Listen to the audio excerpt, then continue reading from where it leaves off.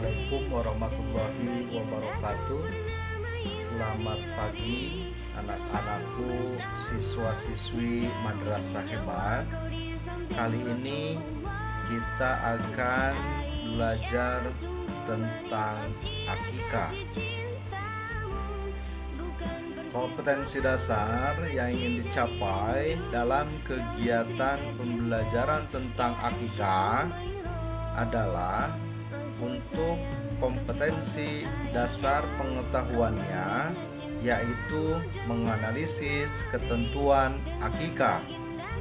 Sedangkan untuk kompetensi dasar keterampilannya, yaitu menyajikan contoh tata cara pelaksanaan akikah.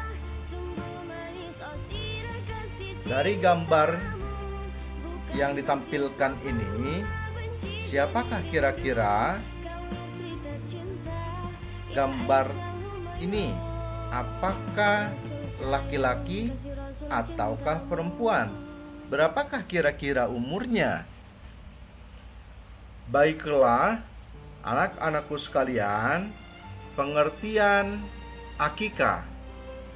Akikah dalam bahasa Arab bisa diartikan rambut yang tumbuh di kepala anak yang baru lahir, atau bisa juga diartikan memotong, membelah, dan bisa juga diartikan mencukur.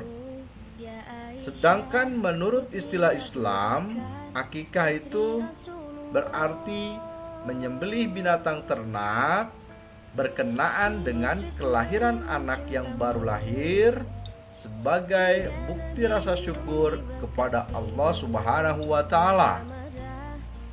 Ada beberapa ketentuan yang harus diperhatikan dalam pelaksanaan akikah. Di antaranya, bagi anak laki-laki dalam pelaksanaan akikah itu disembelihkan 2 ekor kambing. Sedangkan untuk anak perempuan disembelihkan 1 ekor kambing. Hal ini berdasarkan dari hadis Rasulullah Muhammad sallallahu alaihi wasallam.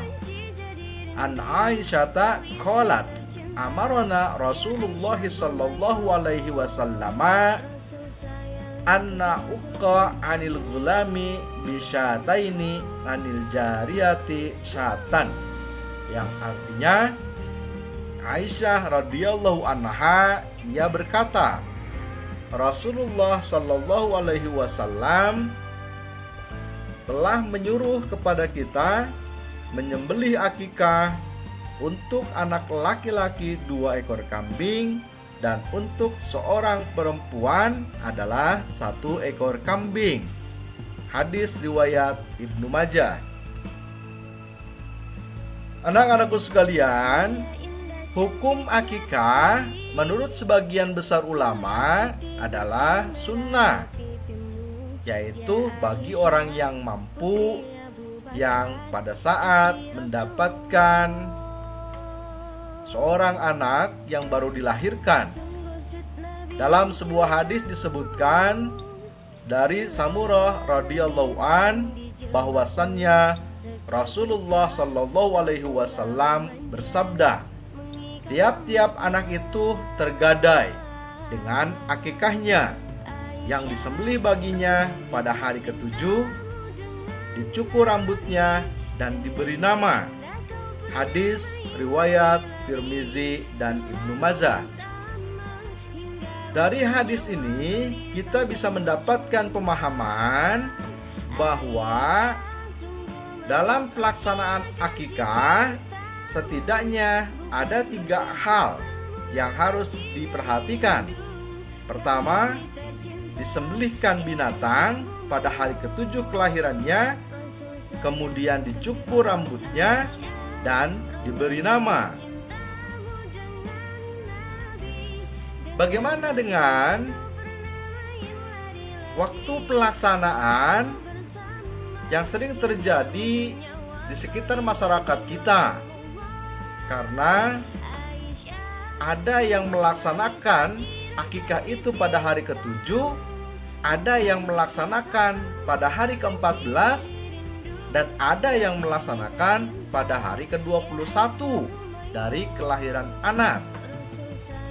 Hal ini ternyata juga berdasarkan hadis Rasulullah Shallallahu Alaihi Wasallam yang artinya akikah disembelih pada hari ke-7, ke-14 atau hari ke-21 dari lahirnya anak. Hadis riwayat Baihaqi. Namun demikian, waktu yang paling afdol atau utama dari pelaksanaan akikah adalah pada hari ke-7 dari kelahiran anak. Anak-anakku sekalian, siswa-siswi madrasah hebat, ada beberapa hal yang juga mesti diingat-ingat sebagai sunnah sewaktu pelaksanaan akikah. Yang pertama, menyembelih hewan akikah. Sebagaimana hadis tadi yang sudah dibacakan di awal, jika orang tua dari anak yang baru dilahirkan sedang ada keleluasaan rizki, sedang mempunyai kecukupan harta untuk menyembelih hewan akikah, maka sangat dianjurkan pada pelaksanaan akikah itu disembelihkan hewan akikah bagi anaknya yang baru lahir. Sunnah yang kedua, hewan yang hendak disembelih pun itu diutamakan agar disembelih langsung oleh ayah dari anak yang diakikahi. Bagaimana jika sang ayah tidak mempunyai keterampilan untuk menyembelih binatang? Tentu tidak mengapa, bisa disembelihkan oleh orang lain yang memang terampil dalam menyembelih binatang.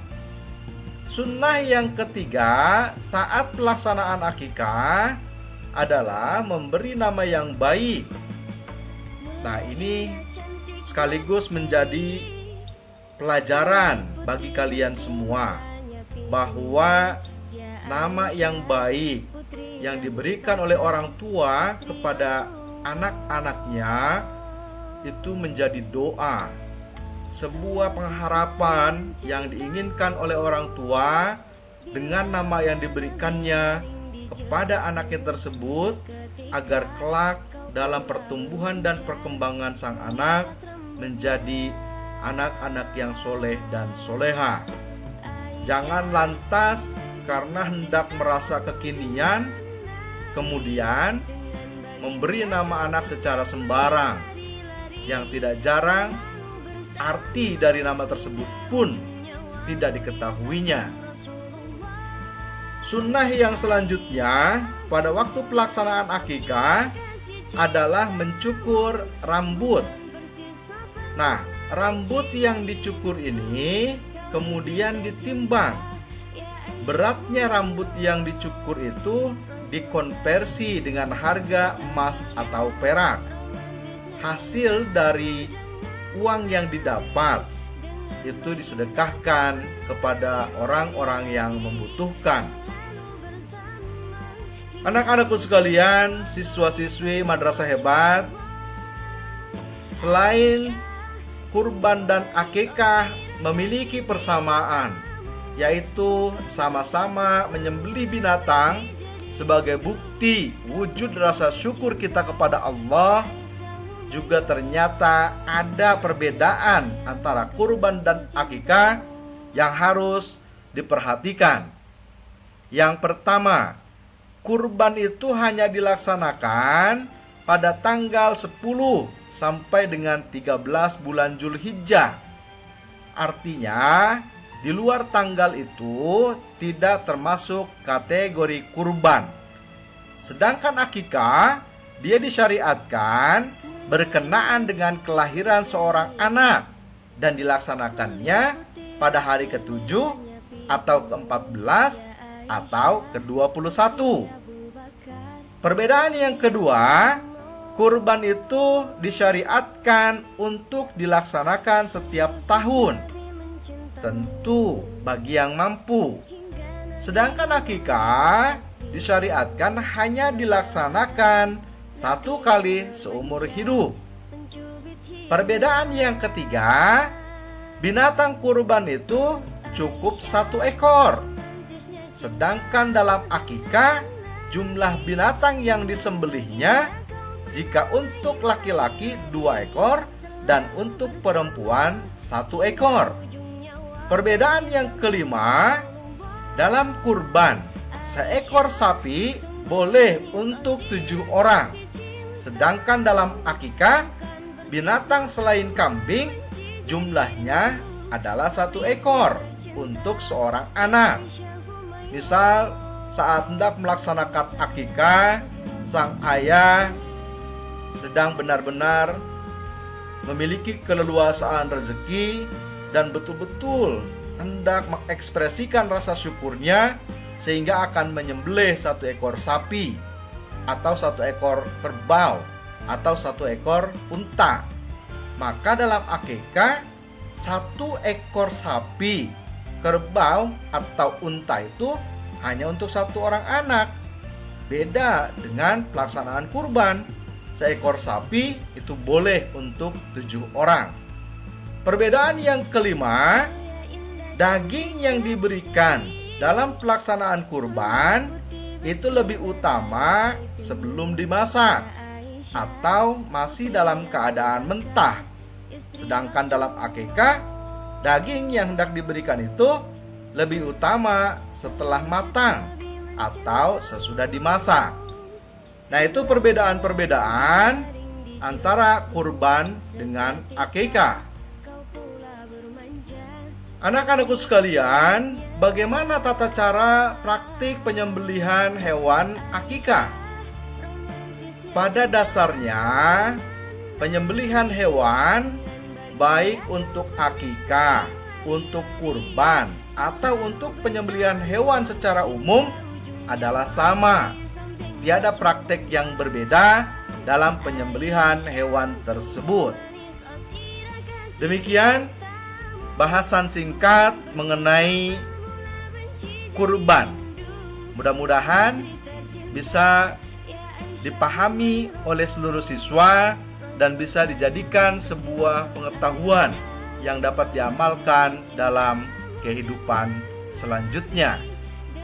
Dan sebelum mengakhiri kegiatan pembelajaran ini, ada tugas yang harus kalian nanti kerjakan.